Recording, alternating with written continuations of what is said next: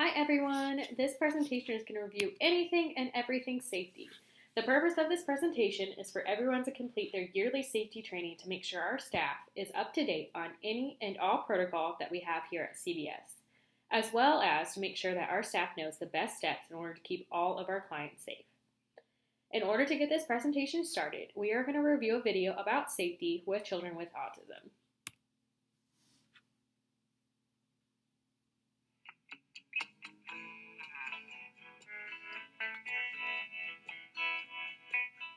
Families living with autism spectrum disorder often look for tips on how to handle the many different challenges that may arise. Real Life Tips for Kids with Autism is a series of practical videos and resources presented by the experts at Children's Specialized Hospital.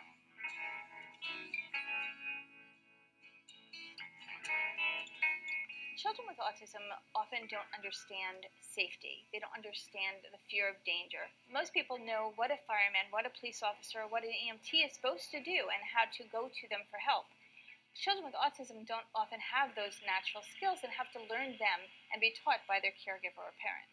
Children with autism may have a tendency to wander. They may have a tendency to run out to the street without anybody even noticing. We really have to be on high alert, not only the caregivers, but the people in the community to make sure children with autism are safe. One common danger is that children with autism are often attracted to water. This can be a very dangerous situation, especially if they don't know how to swim. We recommend that recreation providers in the community help children with special needs, particularly autism, have learned safety skills in and around water, especially learning how to swim because of this attraction and their lack of fear of danger. Sometimes when children with autism are challenged by their environment or have sensory issues, they may have what's called sensory overload and be challenged to run out of a room very quickly or run from a very safe environment, potentially to an area that might be at risk. It's important for children, particularly children with autism who are nonverbal, to carry some kind of identification with them.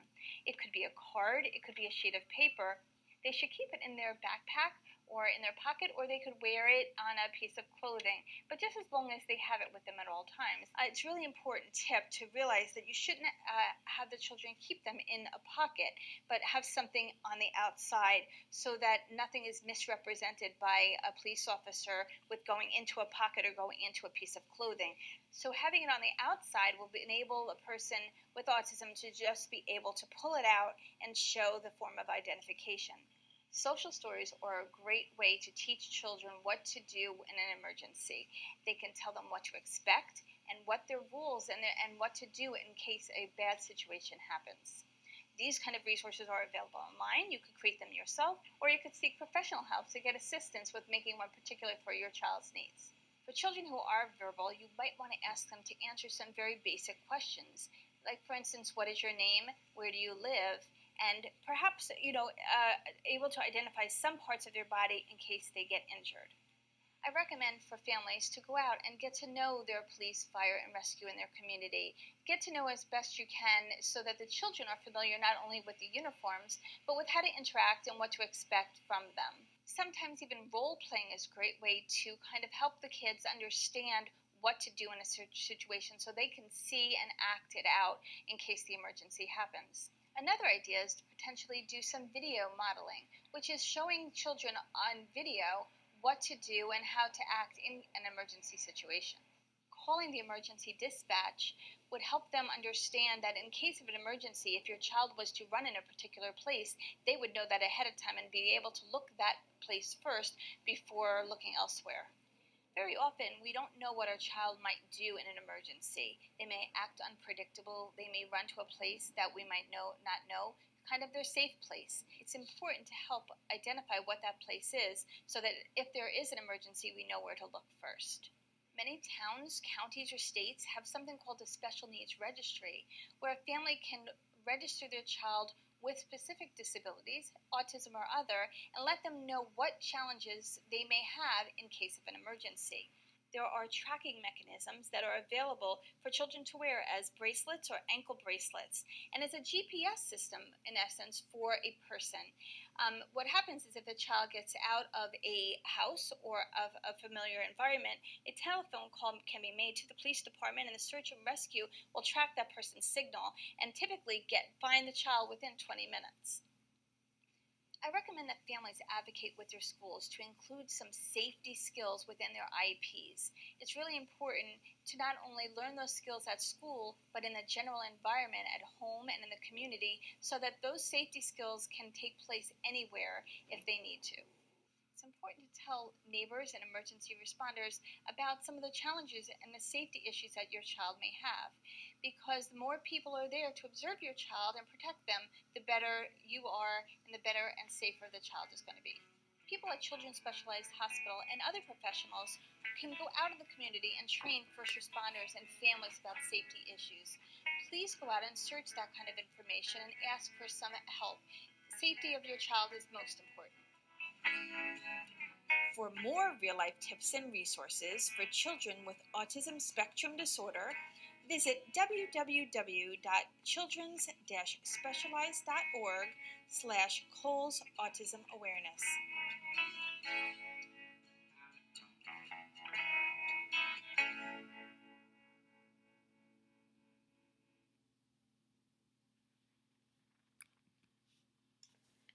As you saw from the video, it reviews several key components that are related to children with autism. Here at CBS, we try to utilize several of the tools that are mentioned in this video. If you ever have a client who could benefit from some additional safety tips that were recommended from this video, feel free to bring it up to your program manager.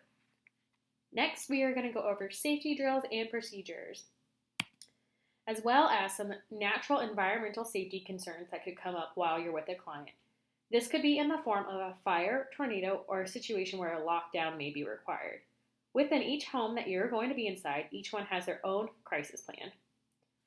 On our CBS crisis plan, it reviews what to do in case of emergency in regards to fires or tornadoes. It also reviews some suggestions on what to do in case of a lockdown type situation. Although we have some specific steps we would like for you to generally take here at CBS, each home that you work in is going to have specifics that you need to follow.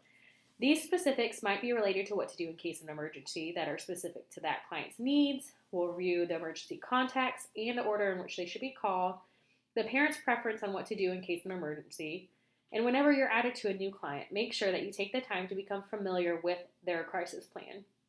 This is going to be extremely important because each crisis plan is going to go over different things that are going to be specific to that client.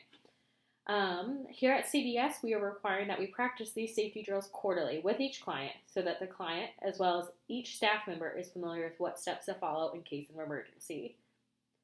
While you're talking about fire and tornado drills, please take a moment to review our specific crisis plan we have at the farm. As you are reviewing through the farm's crisis plan, I'm going to point out a few key points. The emergency contact for all of these situations is going to be Beth. You can find that order listed here. If Beth is not present at the office, Beth will help. Then you need to go in the order that is listed below. So Abby is going to be your next point of contact. If you can't reach Beth and Abby, then you need to reach out to any program manager that is available. If at that point you should be able to reach someone. If for some reason you weren't able to reach a program manager, then go back to Beth. Go back to Abby, and then go back to the program manager order list that you reached out already. We're definitely going to want to make sure we keep following that until we get a hold of someone.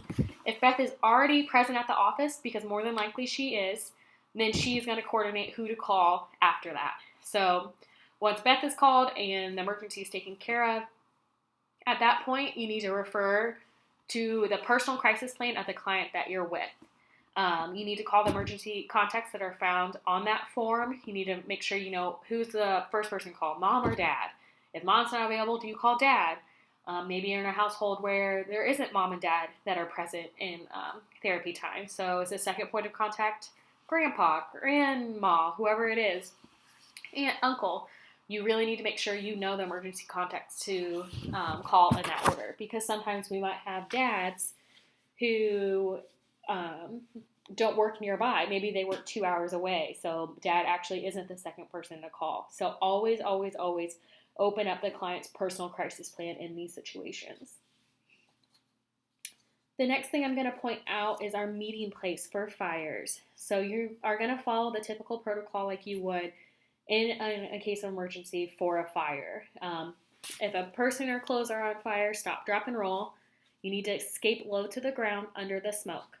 You need to use the closest and safest exit that can be found at the office. If you're upstairs and able to get downstairs, exit the building and go to the stage in the backyard. If you're downstairs, take the closest safe exit. It's going to be through the garage, the kitchen door, or the front door, whichever one's closest, and still, once again, meet on the stage in the backyard. If you're in the basement and are able to get on the main floor, take the closest safe exit and meet on the stage in the backyard. If, for whatever reason, you cannot safely exit the office and you are here, and there's a fire, then you need to try and get something that's really bright or light and try and wave it out the window so that you can alert 911 that you're in that room so that they know that you're there. You can use a flashlight if you have one of those available. You can use the flashlight on your phone, whatever it might take. Make sure that you're opening up any windows or covering any vents and cracks around the door so that you can let the smoke out of the room. In the case of a tornado, I'll let you guys kind of read through that, but the really important part is that you go down to the basement. The safest spot in the basement for everyone is to go to the basement bathroom or the laundry room, and you make sure you close the doors behind you. After that, you need to sit on the ground with hands behind the neck and wait for the tornado warning to stop. If you have a client with you, this situation might be a little different because when you have a client, you need to make sure that you're considering their needs as well. Maybe they won't be able to walk down fast enough for a tornado, so is it safe to carry them to that room? Never carry a client downstairs, but maybe once you get downstairs and you're able to get them there, then get them to the safest room by carrying them. Figure out what is the safest way to get them from there. The emergency contacts in the case of a tornado is the same order as I listed above. So it's going to be Beth, if Beth isn't available, Abby, after Abby, any program manager. The last thing that the office crisis plan goes over is lockdowns. So in the event of a lockdown at the office, you will be notified via Slack on the emergency Slack channel. Please make sure if you're at the office that you have your sound on for your Slack so that you know when an emergency situation is going to occur. Whatever room you're in, it's going to be important that you lock the doors behind you as the last person enters that's at the office. So if you're upstairs, the doors that lock are going to be the bathroom door and then also Beth's office locks. The attic does not lock, so you would not want to go in there. Close any curtains that you can. Try and hide low and below the windows so that nobody can see that you're in that room. If you're on the main floor, go to the basement if possible. Otherwise, go to the technician office, lock the door, and close the curtains behind you. If you're in the basement, the safest room is going to be the CBS school room, and then take the keys that are outside of the door because you don't want to lock yourself in there and then have someone be able to immediately grab the keys and unlock from behind. Also, whenever possible, try and hide the kids in different areas. So hiding them underneath the desk, hiding them in the closet, hide them in the other closets that are available in the CBS schoolroom or underneath the tables, wherever you can to hide them so that the children aren't visible if you have them there.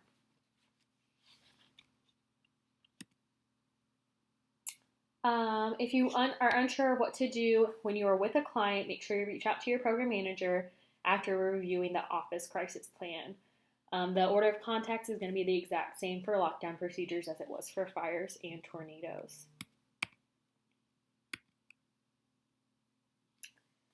All right, next we are going to move on to fire safety.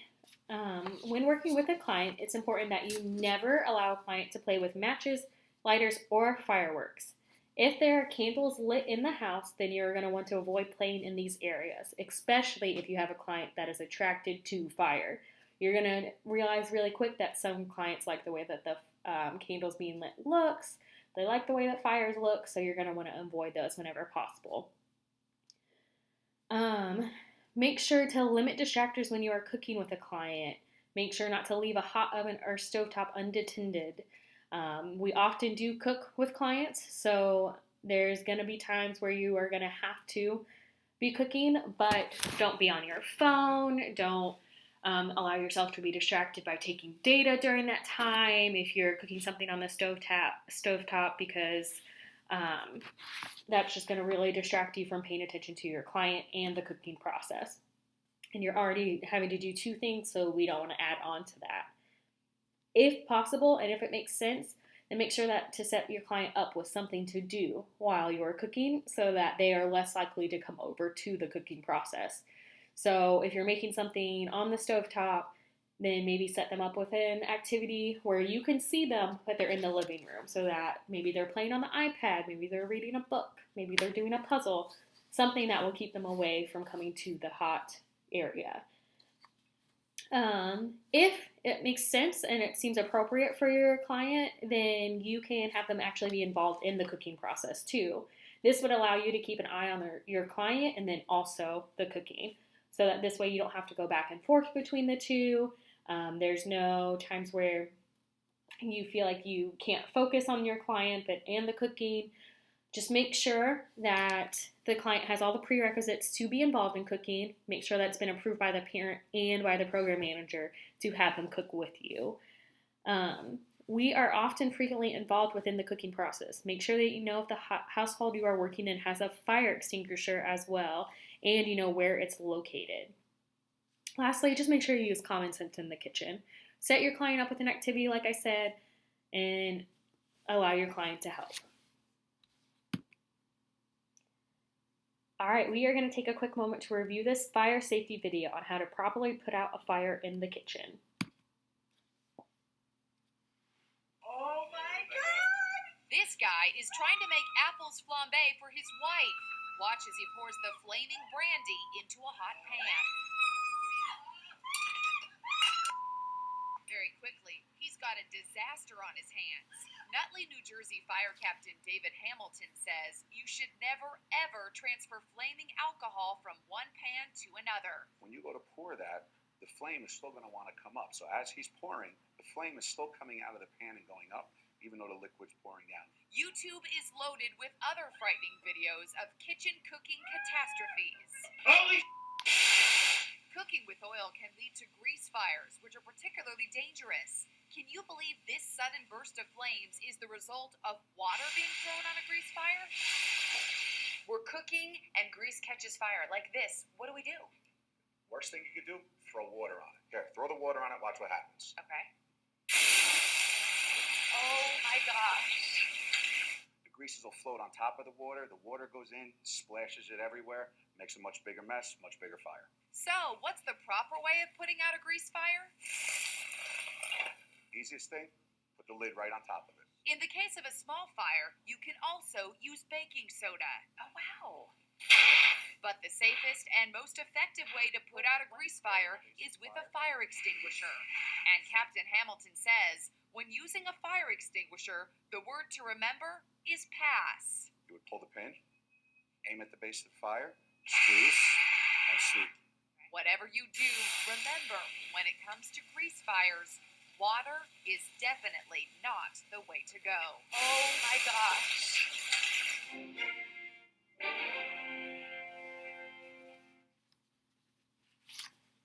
As we were watching that video, it reminded me of another big safety tip to do while cooking. Whenever possible, if you have a handle that you're cooking with, make sure that it's not facing outwards towards the client, so that if the client were to walk by while you're cooking, they could easily grab it and then maybe bring a pot of boiling water onto them and burn themselves. Just make sure you always have it turned backwards so that it's facing away from them if you have to use those front burners. Make sure that you instantly teach a client what to do in case of a smoke alarm. This could be a good skill to practice during our quarterly drill weeks. While practicing this skill, teach them to feel a door, doorknob, and cracks around the doors with the back of your hand to see if they are too hot. Remember, only practice these skills if you have talked to your program manager and the parents about them. You don't want to be practicing skills that the client's parents don't approve of, or that the program managers do not feel like they are ready to start practicing these skills. However, if this has been approved It's always okay to teach them what to do in case of a smoke alarm. There's always going to be opportunities to do this when you're at a client's house, because you can ask the parents how to set the smoke alarm to go off. You could do a fake one where you're making the noise of a smoke alarm, or you could even pull up a video of a smoke alarm and just randomly do a practice drill and ask the client, oh no, what should we do? And just go through that situation. When you are practicing this, teach them how to get out when they hear a smoke alarm and the different routes for this. The first time you teach it, you might want to just teach them the quickest, safest route if they were on the first floor. Then as they get comfortable with that and they understand that, then maybe teach them what to do if they were on the second floor, or they're in the basement or their bedroom, making sure to go over all the possible ways that they could get out of the house. If there is a fire and you cannot safely get out, keep smoke out of the room by covering vents and cracks around the door and call 911. If you cannot get out of that room, like I mentioned in the crisis plan before, signal for help with a light colored cloth or a flashlight. You always have a flashlight available on your phone, so you can always use that in that situation as well. Keep your client away from the doors. Whatever you have to do in order to make that happen and be able to keep them safe, really aim for this. If it's possible, just know that you can get the clients out through the windows. If you're able to get the client out by helping them out of the window and going downstairs, then that is always an option. But you just have to make sure that you can keep them safe during those times. Now we are going to review 10 top tips on what to do with some fire safety. We want you to enjoy living in your home and to stay safe and well. Every year, hundreds of people in Worcestershire face the horror of a fire in their home. We want to share 10 top tips and common sense advice to make sure you are not one of them. Number 1, never leave a lit candle unattended. Make sure that it is in a proper holder and away from any material which may catch fire. Number 2, when cooking, never leave a pan unattended, especially if cooking with oil. Clean pans and grills regularly to avoid grease or fat from catching fire if overheated. Number 3, turn off your grill, oven or hob when you have finished cooking, and make sure there are no hazards, such as tea towels left near hot surfaces. Number 4, never overload plug sockets or extension cables, and do not run cables under carpets or rugs, as this causes them to overheat. Number 5, check electrical appliances regularly to make sure that cables are not split or broken, and there are no signs of burns or heat damage. Number 6, unplug electrical items, especially phone or portable device chargers when not in use, except those which are designed to stay on, such as a fridge or freezer.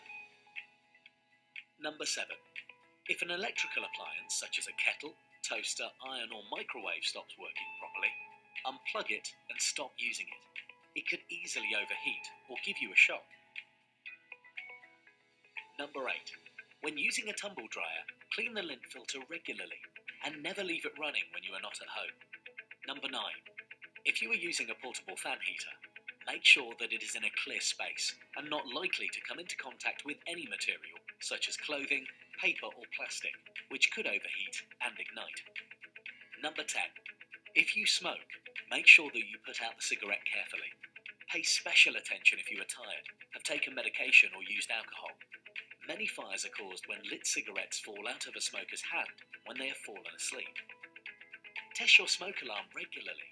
If you have a battery-operated alarm, why not change the battery when the clocks change? If a fire does start when you are in your home, do not try to tackle it yourself. Dial 999 for the fire service. Your priority is to get everyone out as quickly as possible. Have an escape route planned in advance. The best route is your normal way in and out of your home, but consider an alternative if this becomes blocked. Make sure that everyone in your household knows what the escape route is. Stay clear and do not enter the building unless the firefighters tell you it is safe to do so. We hope that this never happens to you. If you are worried about safety in your home, talk to your neighbourhood housing team, who will be able to give you advice or put you in touch with the appropriate service. always keep those tips in mind as you're working in clients' homes. Something that I didn't think about until after we were watching that video is the batteries and smoke alarms. So you can often test those when you're with a client's home, as long as it's approved by the parent, as you're deciding to work on quarterly drills. And then if you find out that a smoke alarm isn't working, we will want to make sure that we take care of that as soon as possible. So notify the parents and then also notify the program manager so that we can keep our staff and our clients safe. All right, next we are going to talk about tornadoes. It's important to be comfortable on what to do in case of a tornado. Always remember that basements are going to be the safest place. So if there's a basement in your client's house, that is where you're going to want to go in the case of a tornado. You're going to want to make sure that you're away from windows, that you're in the center of the room whenever possible. Make sure you know what room to go into in the case of a tornado at a client's house, because this is going to be very different for each house that you're in. If they don't have a basement, then you want to make sure you're finding the room with the least amount of windows, maybe something towards the center of the house whenever possible so that you're not at the edge, and something that is free of mirrors whenever possible as well. You're going to want to make sure that you're keeping your client safe. Keep in mind that the skills that your client has to remain safe during a tornado, because oftentimes we want the client to put your hands behind your head and then keep low to the ground. So if you need to keep them occupied with an activity, then do that. Do whatever makes sense to keep your client safe. Determine how to best keep them in the area that you're wanting them to, because sometimes a client likes to elope around a lot or likes to move around a lot. So whatever it takes in order to keep them in the room that is necessary during a tornado warning, or if the parents are requiring it during a tornado watch. That is also going to be listed on the crisis plan for each client. So some parents want the client to go ahead and go down to the basement or the safest room during tornado watches. Other parents are just saying just during warnings. Some parents say during a tornado watch that you just need to monitor your phone and then they will notify you. However, CBS company policy is that during a tornado warning in the area, you are not allowed to leave the client's home until the warning has been lifted. We just want to make sure that we keep everyone safe while they're on the clock, and we want to make sure we keep clients safe while we are billing for them. If a situation were to ever come up like that, then we would make sure that we notify everyone that is in each individual area. All right, next we're going to talk about lockdown safety. Lockdowns can be nerve-wracking for any child. It's important to remember to stay calm in these situations in order to help keep the client calm. If you're overwhelmed, you're super nervous, things like that, they're going to pick up on that energy. So as much as possible, you're going to want to try and stay calm. It's important that you use distractors to keep them busy and preoccupied. If they know what's going on around them, then that might make them even more nervous. We want to avoid that at all costs. So some good activities is going to be really quiet ones. So reading a book, having iPad or phone access on a low volume or with headphones, coloring books, worksheets, whatever makes sense to set your child up with during that time, then I would go ahead and do that because we want to keep them calm and quiet.